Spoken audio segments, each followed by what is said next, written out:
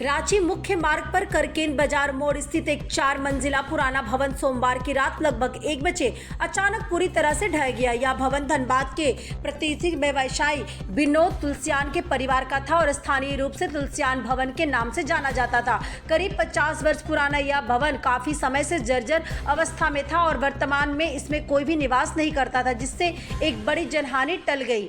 स्थानीय लोगों के अनुसार इस भवन के गिरने का मुख्य कारण पास में स्थित बीसीसीएल की ओपन कास्ट कोयला खदानों में हो रही भारी मात्रा में ब्लास्टिंग को माना जा रहा है। लोगों का कहना है कि प्रतिदिन हो रही हेवी ब्लास्टिंग से क्षेत्र में 4 से 5 रिक्टर स्केल के भूकंप जैसे झटके महसूस होते हैं। इससे कई पुराने मकानों में दरारें पड़ गई हैं और अब वो गिरने की कगार पर है। तुलसियान भवन का अचानक गिरना भी इसी खनन गतिविधि का परिणाम माना जा रहा है।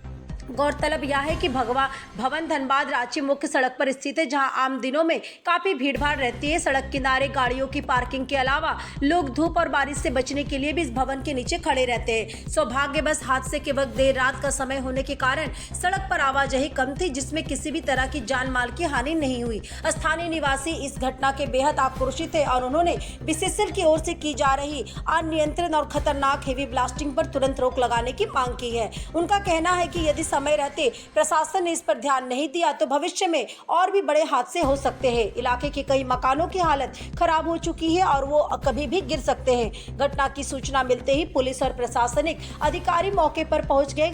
मलबे की जांच की जा रही है ताकि यह सुनिश्चित किया जा सके कि कहीं कोई व्यक्ति मलबे में दबा तो नहीं। साथ ही आसपास के अन्य भवनों का भी निरीक्षण किया जा रहा है ताकि किसी प्रकार की और दुर्घटना से बचा जा सके। प्रशासन ने आश्वासन दिया कि बीसीसीएल से इस संबंध में बातचीत की जाएगी और सुरक्षा मानकों का पालन सुनिश्चित करने के लिए आवश्यक कदम उठाए जाएंगे। इस घटना ने एक बार फिर खनन क्षेत्र में सुरक्षा और पर्यावरणीय प्रभावों को लेकर गहरी चिंता पैदा कर दी है।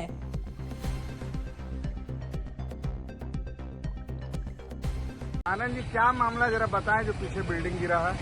देखिए, ये बिल्डिंग काफ़ी पुराना है और कल रात में लगभग 12:10 से 12:15 के बीच में ये मकान अपने आप ध्वस्त हो गया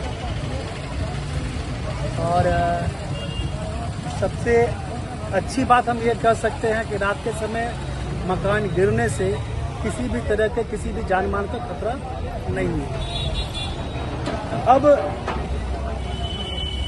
हम लोग सरकार से यही कहना चाहते हैं कि जिस हिसाब से ये हेवी ब्लास्टिंग हो रही है, कई मकान डैमेज हो रहे हैं। आज तो मान लीजिए ये हादसा रात में हुआ है, अभी ऐसे बहुत सारे मकान हैं जो ब्लास्टिंग के कारण सारा मकान झरझर कर गिर रहा है। कहीं ऐसी घटना कहीं और ना हो जाए, क्योंकि आप देख रहे होंगे कि रानी सती मंदिर के पहले दुकानिया भवन नाम का एक बिल्डिंग है जिसकी कोई सपोर्टिंग किधर भी नहीं है और जो सुबह के समय जो हेवी ब्लास्टिंग होती है, मकान उस तरफ का सारा एकदम इस तरह हिलता है, मेरा मकान भी हिलता है। तो अब हमें ये डर है कि कहीं ये हादसा फिर ना हो और लोगों को नुकसान ना हो, इस पर प्रशासन ध्यान दे। मैं आपके चैनल के माध्यम से और आप लोगों के माध्यम से मैं सरकार से रिक्वेस्ट करूंगा कि इस पर ध्यान दे और इतनी हेवी ब्लास्टिंग को रुकवाया जाए। किनका भवन है ये तुलसियान भवन है और तुलसियान भवन के नाम से ही जाना जाता है। कोई रहता था इसमें? नहीं, अभी तो सारे लोग शिफ्ट किए हैं, धनबाद में फ्लैट ले लिए हैं। नाम क्या है तुलसियान भवन का? नाम क्या है? तुलसियान भवन का नाम तुलसियानी भवन है।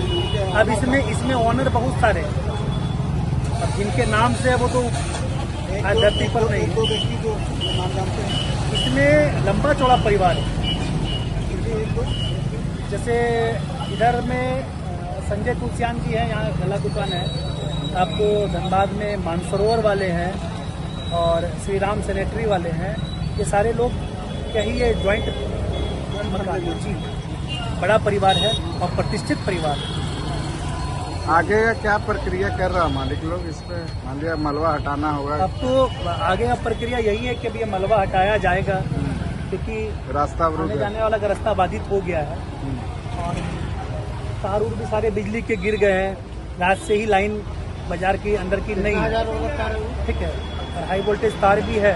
तो इसको रात में आकर तो हम लोग बिजली विभाग को फ़ोन करके लाइन कटवाए थे, और अब इसको लाइन चालू कराना भी बहुत ज़रूरी है क्योंकि गर्मी का समय है।